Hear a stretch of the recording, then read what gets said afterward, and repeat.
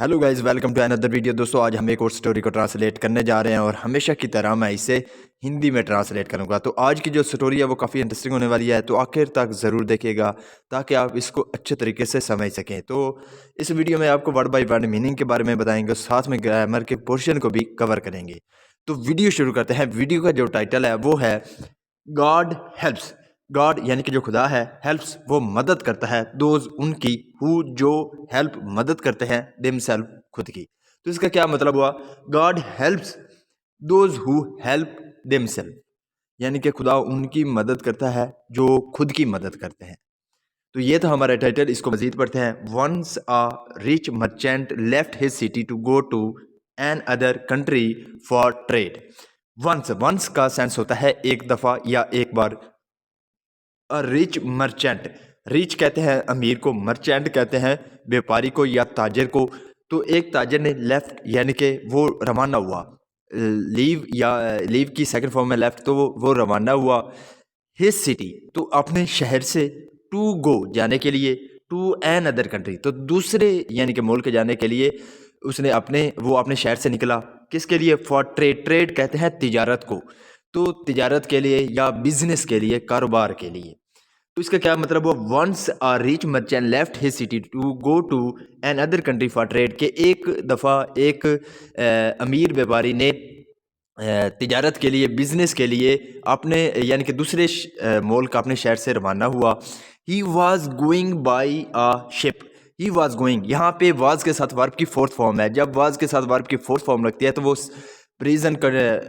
Past continuous tense का वाक़या माना जाता है। तो ही वॉज गोइंग, तो वो जा रहा था, बाई या शिप, शिप कहते हैं जहाज़ को, यानी कि जो बहरी जहाज़ होता है उसे शिप बोलते हैं। तो वो यानी कि बहरी जहाज़ से जा रहा था। He was carrying Trunks full of gold queen's and precious James with him. He was carrying, यहाँ पे भी पास्ट कंटिन्यूअस टेंस का इस्तेमाल किया गया है क्योंकि वाज के साथ वर्ब की फोर्थ फॉर्म है।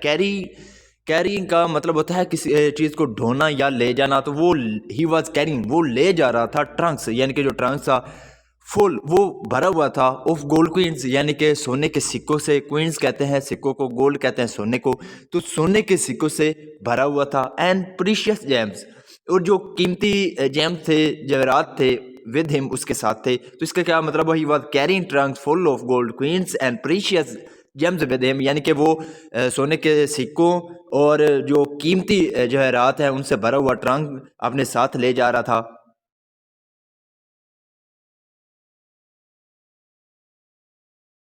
ऑन द वे का मतलब होता है रास्ते में। अ स्टॉर्म बिगैन, अ स्टॉर्म यानी कि एक तूफान, बिगैन शुरू हो गया। सेकंड फॉर्म में सिंपल पास्ट टेंस का इस्तेमाल किया गया। दोस्तों, मोस्टली जो हमारी स्टोरीज होती हैं वो सिंपल पास्ट में होती हैं, इसलिए सेकंड फॉर्म का यूज़ किया जाता है। तो यहाँ पे भी बिगेन की सेकंड फॉर्म है बिगैन। तो एक तूफान शुरू हो गया रास्ते में।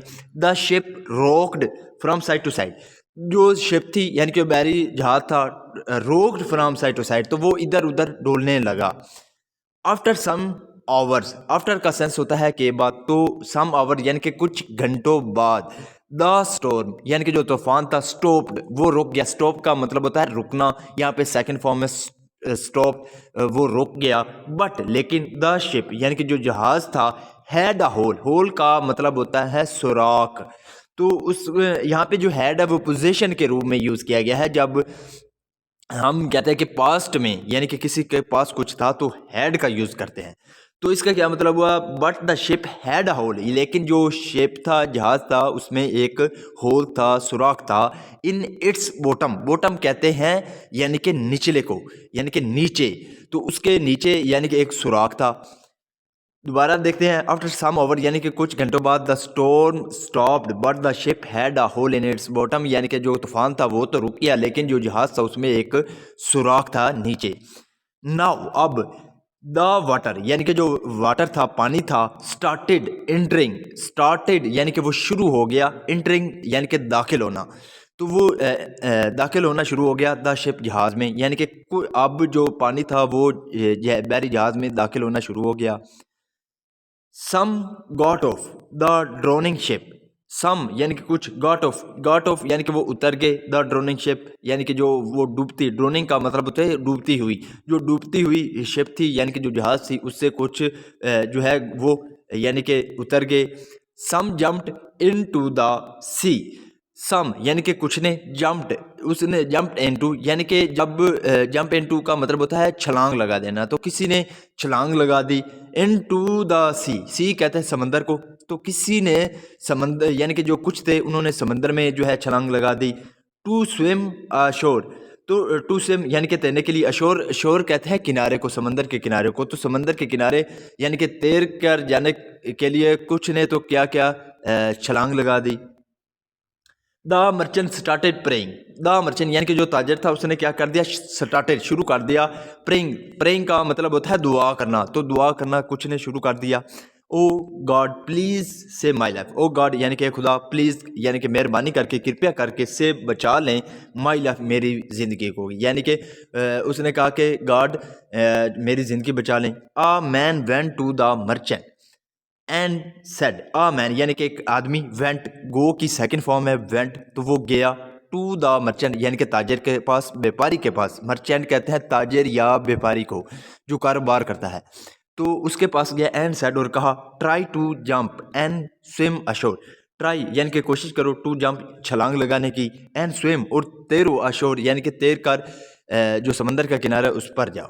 God helps those who help themselves, God यानी कि जो खुदा है, हेल्प्स वो मदद करता है, दोज उनकी, हु जो हेल्प मदद करते हैं, देमसेल्फ खुद की, यानी कि खुदा, God helps those who help themselves यानी कि खुदा उनकी मदद करता है जो खुद की मदद करते हैं।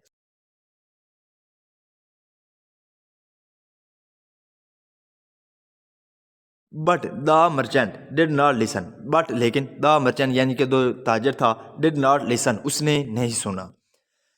He stayed on the ship, he stayed वो ठहरा रहा, स्टे का मतलब होता है ठहरना, तो सेकंड फॉर्म है स्टेड, तो वो ठहरा रहा ऑन द शिप यानी कि जहाज़ पर। सून जल्द ही, द शिप यानी कि जो जहाज़ था, बैरी जहाज़ था, ड्रोन, ड्रोन का मतलब होता है डूब जाना, सेकंड फॉर्म में, तो वो डूब गया।